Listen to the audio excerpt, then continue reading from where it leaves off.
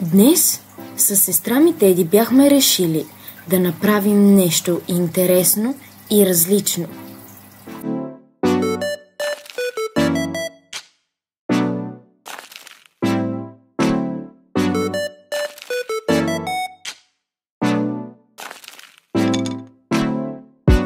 Планът ни беше да използваме тениски и текстилни маркери, за да направим истински шедьовър.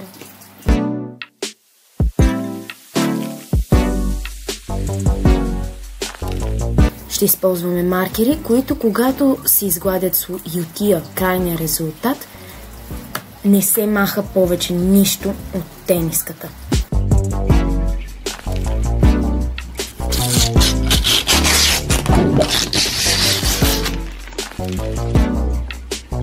След известни мъки си взех молива,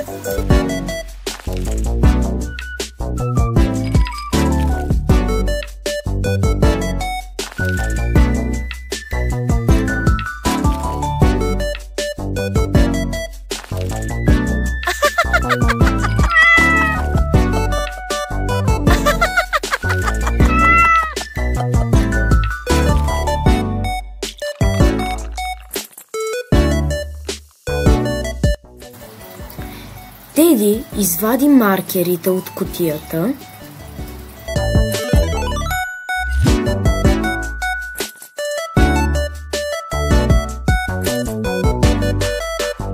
и беше време да започваме.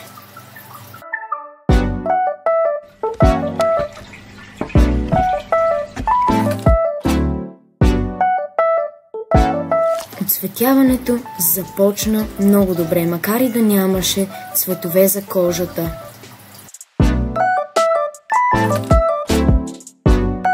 И накрая се получи това. Насладете се на крайния резултат.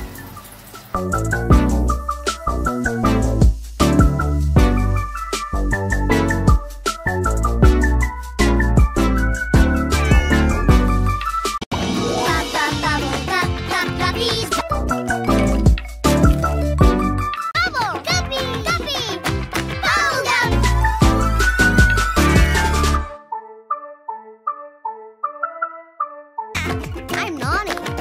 Bubble puppy. Едито се получи страхотно.